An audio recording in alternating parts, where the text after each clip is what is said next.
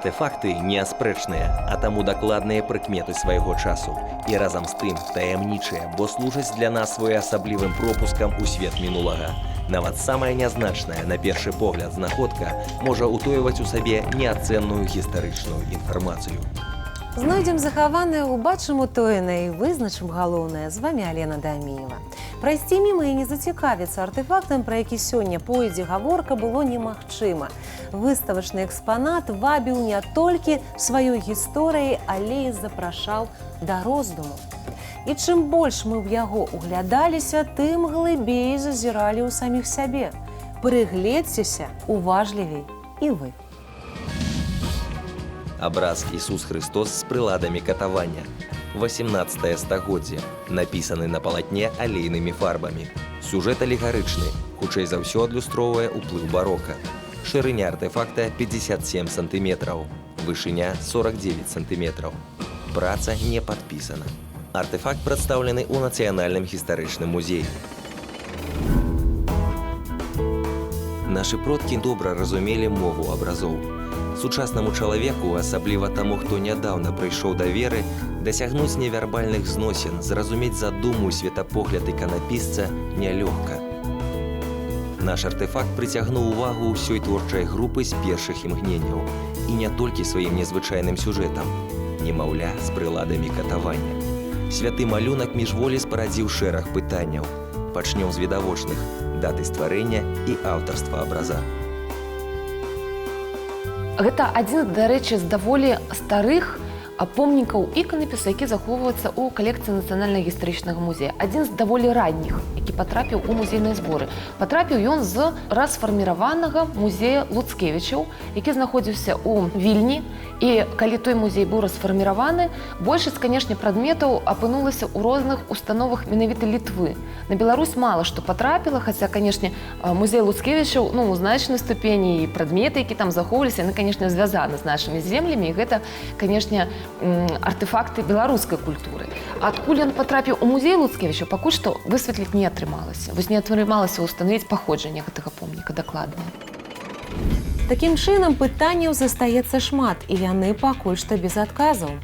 Ні дакладнае месца стварэння абраза, ні яго аўтарства, ні геаграфія перамяшчэння святыні не ўстаноўлены. Рэдкае шанцаванне для журналіста. Даводзіцца збіраць па крупінцы неабходныя матэрыялы, быць уважлівым да самых, здавалася б, нязначных драбніц. Слухаем далей. Гэты твор рэстаўраваўся, і, па сутнасці, гэта было не так даўно, вось літаральна 4 гады таму. Ніякіх новых такіх звестак, рэстаўрацыя, не прынесла, які пасадзейнічалі б атрыбуцыі гэтага помніка. І нам вельмі цяжка давесці да таго, дзе быў гэты абраз. Ён мог перайсці з адной царквы да іншай, і людзі не падпісвалі іх, таму што яны ведалі, дзе ён знаходзіцца, да чаго, да якой мэты ён служыць, і вельмі складана лёс перадачы такога прадмета ў нашы фонды прасачыць. Магчыма, менавіта дзякуючы свайму перамяшчэнню, транспартабельнасці, гэты артэфакт дабраўся да нашых дзён і стаў музейным экспанатам. Адзін з лепшых варыянтаў, якія маглі адбыцца. Усё магло скласціся інакш. Сакральны жывапіс. На жаль, лёс многіх рэлігійных твораў мастацтва трагічны. Яны гарэлі ў вогнішчах, абсыпаліся друзам разам з узарванымі храмамі. Калі беларускія землі былі далучаны да маскоўскай дзяржавы, неймаверную колькасць святыняў зафарбавалі. Некаторыя выпраўлялі згодна з усходнім канонам. Шматлікія абразы перапісваліся, тады гэта пазіцыянавалася, і ў архіўных, дарэчы, крыніцах гэта праходзіць як исправленне. Некаторыя творы мастацтва, дарэчы, гэта сапраўды былі выдатныя творы мастацтва, напраўляліся нават у Санкт-Пецярбургскую акадэмію мастацтваў для выпраўлення. Наш артефакт не падмалёўвалі і не выпраўлялі згодна з усходнім канонам. Рэстаўрацыя гэта пацвердзіла. Абраз захаваўся ў першапачатковым выглядзе, і значыць, геаграфію распаўсюджвання падобнага сюжэта, прыблізны лёс святыні прасачыць больш-менш рэальна. Найбольш такіх помнікаў захавалася на тэрыторыі Украіны. Вось менавіта такого ж сюжэту. Таму, канешне, можна выказваць думкі, так, гіпатэтычна, гіпотэзы, што там гэты сюжэт атрымаў найбольшае пашырэнне, а можа наадварот. Можа быць, на Беларусі гэтыя творы калісьці атрымалі і спачатку першыя пачалі развівацца, а пасля гэта было перанята ўкраінскім мастацтвам, але там проста помнікаў захавалася больш, таму здаецца, што вось менавіта там быў цэнтр. Еще одна проблема работы с такими иконами в том, что эта икона униатская. В 1596 году была подписана Брестская церковная уния, в результате которого на белорусских землях католичество и православие были объединены в одну униатскую церковь. Происходил такой интересный процесс, когда икона, которая раньше была православной, она переходила в униатский храм, потому что какой-то период в XVII веке во время борьбы униатства и православия православная церковь была запрещена. Многие переходы отдавались униатам, иконы переходили к униатам, и поэтому вот она вот так кочевала. Потом в XIX веке белорусские земли находятся в составе Российской империи. В 1839 году в результате Полоцкого церковного собора униатская церковь ликвидирована, и бывшие униаты становятся православными. Поменять увесь убор – это, скажем, шчыра, не танная справа. Больш за тое, калі у нас невялікае мястэчка, у якім жывуць і каталікі, і праваслаўныя, гэта рэчаіснасць беларуская, будаваць две культавыя пабудовы таксама патрабуе пэўных выдаткаў.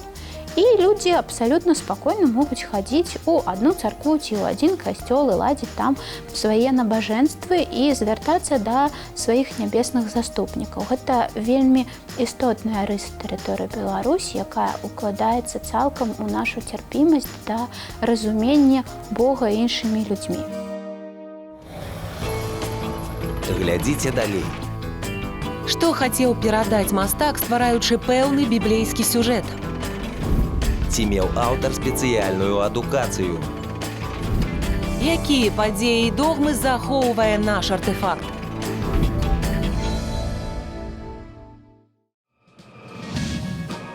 Ісус Христос з прыладамі катавання. Намалявана алеем на палатне. Абраз з'яўляецца нетыповым прыкладам беларускага іканапісу. Месца, час вырабу, а таксама аўтарства не вызначаны. На абразы увасоблены сімвалы людскіх спакусаў і прылады катавання. Дзе павінны захоўвацца старажытныя абразы, у музеі альбо ў храме? Дыскутаваць на гэтую тэму сёння мы не будзем. Яна патрабуе сур'ёзнага аналізу, разнабаковага падыходу, ды і не той фармат праграмы. Скажу толькі, што ў кожнага чалавека, які бачыць гэты твор, узнікаюць свае пачуцці. Для адных гэта культавая рэч, для іншых узор сакральнага мастацтва. Але ж наш артефакт уражвае і адных, і других. Чаму? Почему мы экспонируем эту икону, почему мы ее показываем? Рядом с ней мы можем развернуть диалог в разных направлениях. То есть либо это будет искусствоведческий сюжет, либо культурологический, либо если мы будем рассматривать атрибуты, которые находятся на этих иконах, то это даже уже теологический разговор, насколько это возможно. Она очень поучительная. Она с помощью каких-то символов и предметов постепенно развертывает нам рассказ о последних днях жизни Иисуса. Абраз Ісус Христос з прыладамі катавання альбо Ісус нядрэмнае вока нетыповы. Мы прывыклі бачыць на абразах кананічныя біблейскія сюжэты, а на нашым артефакце сюжэт алегарычны. Маленькі Ісус спіць у атачэнні сімвалаў тых катаванняў, якія чакаюць яго ў будучыні. Аб чым прасілі вернікі перад абразом? Навошта ствараўся гэты абраз? На ўсе гэтыя пытанні мы паспрабуем адказаць, а пакуль давайце разбярэмся, кім быў аўтар нашага артефакта – прафесійным іканапісцам ці мастаком-самавукам, цэхавым рамеснікам альбо спрактыкаваным майстрам. Большинство мастеров, они не получали классического образования. Это, скорее всего, местные мастера. Поэтому они интерпретировали канон основной сюжет по-своему. Ён напісаны у такім наіўным крыху стылі і у духу барока. Ён напісаны вельмі мяккімі лініямі, колерамі, і усе гэты прылады пакут, яны даволі эстэтычна выпісаныя. Яны такія канкрэтна маюць з сабой гісторыю, але гэта гісторыя не перадаецца нам жудасным натуралізмам. У нас, па сутнасці, не захавалася дакладных звестак, амаль што іх няма, пра функцыянаванне гэтай сістэмы, пра тыя навучальныя установы, дзе гэтаму вучылі. Калі вядома, напрыклад, што у Расіі іканапісныя майстэрні існавалі пры манастырах, там свой быў, дарэчы, падыход да гэтага, і іканапісцы гэта былі людзі з рэлігійнага, ўсё ж такі з духоўнага асяроддзя. У нас гэта таксама мела месца, пэўна, так, але займала зусім маленькую нішу. Пэўная адукацыя мастацкая ў чалавека прысутнічае. І гэта вельмі грэе. Ёсць больш высокія, больш узорныя прадметы. Гэта, можа быць, па тэхнічнаму майстэрству свайму саступае, але ўсё роўна ён выпісаны кампазіцыйна вельмі ўдала. Да ўжо ж, не проста разматаць заблытаны клубок гісторыі нашага артефакта. Што ж нам удалося высветліць? Сюжэт яго некананічны, найбольш распаўсюджаны на тэрыторыі Украіны. Стыль напісання барока, а гэта, як вядома, стыль метафор, сімвалаў і алегорый. Искусство барокко, иконопись, она приносит такое праздничное настроение. Нам нужно показать красоту жизни, нам нужно показать силу и богатство церкви. Поэтому мы начинаем избегать печальные моменты, мы маскируем их. Мы показываем их через какие-то символы, через какие-то аллегории. Поэтому каждый предмет на иконе, он становится говорящим. Это не святый рог, например. Дзе вы відавочна бачыце, вось святы рог, вось яго сабака, вось яго рана, вось там горад, які ён выратаваў ад чумы, які яго адрынуў, калі ён сам захварэў. Вы разумееце гэта ўсё, вы бачыце яго жыццё. А немаўля з прыладамі пакут гэта абсалютна іншы падыход да вашай духоўнай часткі. Такие иконы, они важны для того, чтобы зацепить, заставить остановиться и вспомнить сам евангельский сюжет.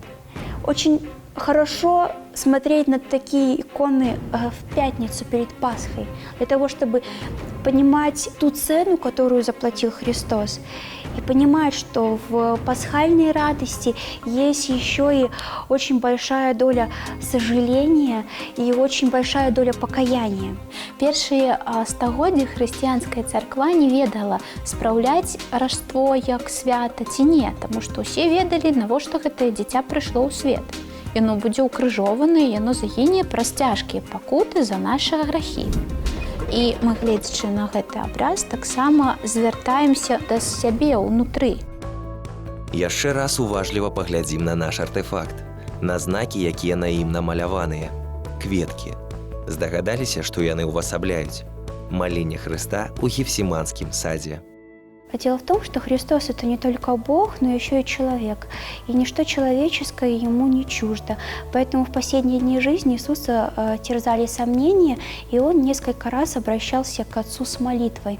Во время первой молитвы Иисус сказал, что «Отче, пронеси же эту чашу мимо меня». Калі б можна, Ён просил своего батьки, Бога, я пазбегну гэтага. Во время второй молитвы Иисус смирился и сказал «Да будет воля Твоя». Як вядома, першае, што чакала Ісуса, гэта здрада. Яна ўвасоблена ў 30 срэбраніках. Ісус ведаў, што яго чакае, таму падчас апошняй вячэры сказаў: «Адзін з вучняў здрадзіць мне». Гэта быў Юда. Вечером в четверг, перед Страстной Пятницей, Иуда поцеловал Христа, и таким образом он указал римским стражникам на того человека, которого нужно схватить. Наступнае, на што варта звярнуць увагу, гэта збан, сімвал суда Пілата. Пілат – рымскі прэфект Іудзеі, які павінен быў пацвердзіць смяротны прысуд Ісуса. Пилат не хотел заниматься этим вопросом, он долго дискутировал с Иисусом и понял, что этот человек невиновен. Поэтому Пилат предлагает местным жителям в знак праздника простить Иисуса. Но толпа, которая была подстрекаема первосвященниками, она приняла решение простить не Иисуса, а разбойника Вараву. Пилату ничего не оставалось делать, как подтвердить этот смертный приговор. И вот кувшин, он несет двойной смысл. Во-первых, это символ омовения рук после нечестного суда. Во-вторых, он показывает на то, что Пилат понимал, кто же Христос, и он не хотел этой казни. Калона і вяроўка, дубцы, бізун, прылады катавання. У Рыме перш чым распяць, ахвяру хвасталі дубцамі. Як мы бачым, драматызм іканапіснага сюжэту выяўляецца іншасказальным. Самыя нязначныя, на першы погляд, сімвалы ружы, цвік, камень утойваюць у сабе глыбока схаваны і шматслоўна вытлумачаны дагматычны сэнс. Калона, напрыклад, сімвал цвёрдасці ў барацьбе за веру, што для нашых земляў было вельмі актуальным. У рускай іканапіснай школе падобны сюжэт мы не ўбачым. Якія элементы на гэтым абразе выклікаюць больш за ўсё эмоцый і пытанняў у наведвальнікаў? Даведаемся. Ёсць латная перчатка і кінжал. А латная перчатка – гэта таксама такая прылада пакутаў, а кінжалам было адрэзана вуха вучню, калі Хрыста арыштавалі, ён прыклаў руку, и вухо то и приросло. Очень спорным, очень интересным элементом на этой иконе являются игральные кости. И многие наши посетители спрашивают, ну как, у нас же икона, она же, скорее всего, была в храме, и здесь у нас изображены игральные кости. Гэты матыў звязаны з тым, што рымскія легіянеры, якія ладзілі казні, просто кідалі косткі для того, каб забраць маёмасці тых людзей, якія паміралі на крыжы. І вось гэты момант, ён адзначаецца тут на іконе, і шмат для каго стаў падставай, каб асуджаць вось розныя азартныя гульні, кшталту картаў ці гульню у косткі. Центральную также часть на этой иконе занимает копье. Тоже очень интересный элемент в христианстве. В Средневековье было очень много легенд. Это так называемое копье Лонгина. Дело в том, что первосвященники приняли решение перебить голени у людей, которые были распяты на кресте, но Иисус Христос к этому моменту был уже мертв, поэтому один из стражников проткнул его копьем. Цікавы момант. Не толькі на нашым артэфакце, але і на распяцці ў хрысціянскіх храмах, на нацельных крыжах, а таксама на вопратцы манахаў, якія прынялі адмысловы пострыг, прысутнічае выява чэрапа. Гэта чэрап Адама. Паводле з аднаго паданняў, ён быў пахаваны на Галгофе, дзе пасля ўкрыжавалі Ісуса Хрыста. У час пакарання кроў Ісуса прасачылася скрозь зямлю і абмыла чэрап Адама. Адам – первый человек, который совершил самый важный, первородный грех. Этот грех закрыл людям ворота в рай. Иисус же – это второй Адам, который пришел, чтобы искупить грех первого Адама и таким образом опять дать нам возможность попасть в рай. Глядзіце далей. У чым асаблівасць беларускай школы іканапісу? Як уплывае абраз Хрыста з прыладамі катавання на сучаснікаў? Аб чым прасілі ў маленькага Хрыста? Дзе і як яму маліліся?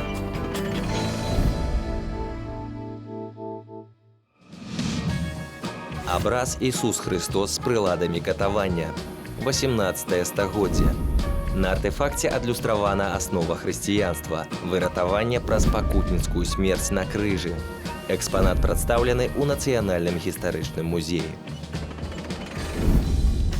Сапраўды, абраз – гэта адначасна і культавы сімвал, і твор мастацтва, адкрыццё ў фарбах. Наш артэфакт, немаўля, з прыладамі катавання ў чалавеку не зацікаўленаму, не абазнанаму мала што зможа расказаць. Мы самі для сабе складаем гэтую гісторыю, злучаем незлучальнае, гэта кажучы сучаснай мовай, сюррэалізм чыстай вады. Якія яшчэ асаблівасці мае беларуская школа іканапісу? Спынімся на галоўных з іх. Першае, гэта вельмі блізкае да свецкага жывапісу складанне кампазіцыі. Вы быццам бы уяўляеце сябе дзеячом пэўнай святой з'явы. Очень хорошо это заметно на иконе Божьей Матери Дигитрия 17 столетия, представленной у нас в экспозиции. Это не такой холодный, сухой образ, который мы встречаем в русских иконах. Усё роўна у Девы Марыі вельмі прыязны твар маладой жанчыны, якую вы маглі б сустрэць у сярэднявечным Мінску ці у Віцебску 16 стагоддзя. Яна вельмі мілавідная, з акруглымі рысамі, ружовымі шчочкамі і лёгкай паўсмешкай. Другая асаблівасць беларускай іконы у адрозненні ад класічнай кананічнай рускай праваслаўнай иконы – это роспись по левкасу. Левкас – это такая грунтовочка, которой мы покрываем холст для того, чтобы выровнять поверхность. В русской иконописной школе мы видим аппликацию, плоскостное изображение. В белорусской иконописной школе чаще всего встречается резьба по левкасу. Но опять-таки это объемные изображения. И третья особливость, вельмі цікавая, анатомичная, это наявность ярко выразных вушей. Гэта вялікая загадка для даследчыкаў, таму што на тэрыторыі кананічнага іканапісу рускай праваслаўнай царквы вушы сустракаюцца, але там, дзе яны прадугледжаны менавіта канонам. У некаторых святых вушы важная частка іх святасці. А вось на тэрыторыі Беларусі вушы ёсць у арханёлаў, у Девы Марыі, у немаўляці Ісуса, ва ўсіх, дзе яны не прыхаваны адзеннем. І даследчыкі тлумачаць гэты факт тым, што гэта мела пэўны сэнс у сучасным словам, скажам, канцэпцыі ўспрымання Бога. А калі на рускіх іконах вушы схаваны валасамі ці адзеннем, а на беларускіх ось так адкрытыя, значыць, што Бог бачыць не толькі вас праз вашыя грахі, але і чуе вашыя малітвы да яго. Такім чынам, на тэрыторыі Беларусі, відаць, Бог быў больш літасцівы да вас. У такім выпадку напрошваецца пытанне, аб чым прасілі маленькага Хрыста? Дзе, хутчэй за ўсё, знаходзіўся абраз? На покуце шляхецкай сядзібы альбо ў храме? Вось на маё меркаванне інтуітыўнае, нічым больш не абгрунтаваная, гэта прыватная ікона. Гэта ікона, якая вісела дзесьці дома, і чалавек вось увечары ён глядзеў і разважаў аб тым, што ён зрабіў, і раніцай таксама ён глядзеў на яе і думаў пра тыя свае справы, якія ён будзе рабіць, каб выратаваць сваю душу ці наадварот. Яе памеры і яе вось такі настрой падаюць мне, што яна дзесьці была ў прыватным зборы. У дадзеным выпадку гэта алегарычны сюжэт, гэта, умоўна кажучы, сюжэт нараджэння Христова. Можна, конечно, напэўна, памаліцца пра тое, каб дзіця нарадзілася. Гэта датычыцца менавіта святых, гэта не датычыцца менавіта пэўных такіх біблейскіх эпізодаў, якія адлюстраваны, напрыклад, на творах мастацтва альбо алегарычных сюжэтаў. Кожны, канешне, можна укласці ў гэта там свой сэнс і маліцца пра сваё, пра лёгкае можа быць жыццё, пра тое, каб не было нейкіх складанасцяў у жыцці, так? Такіх цяжкасцей, да? Але гэта трошечку іншае ўсё ж такі. Да гэтай іконы звяртаюцца ў першую чаргу для таго, каб абараніць сябе ад смерці знянацку. Таму што гэта адно з самых страшэнных, што магло здарыцца з чалавекам у той час, калі ён бы памёр без споведзі, і на цяперашні час таксама. Відавочна, што мы прасілі каля яе аб сваіх дзетках і аб сваёй душы. Гэта такі вельмі цікавы момант, таму што тут сам Бог безабаронны, маленькі. І мы просім яго абараніць нас ад нашых грахоў, каб мы яго не паранілі. Перед этой иконой молились, просили защитить своих детей, просили защитить себя от неожиданной смерти, но самое важное, перед этой иконой думали. Мне вельмі заўжды цікава, што кажуць дзеці пра прадметы ў музеі, пра музей агулам. І у нас была такая сустрэча ўжо з дзеткамі, якія шмат разоў прыходзілі ў музей. Іх вельмі зацікавіла гэта ікона, яны шмат разважалі вакол яе, і яны першыя, шчыра кажучы, заўважылі вось гэта недапасаванне прадметаў адзін да аднаго.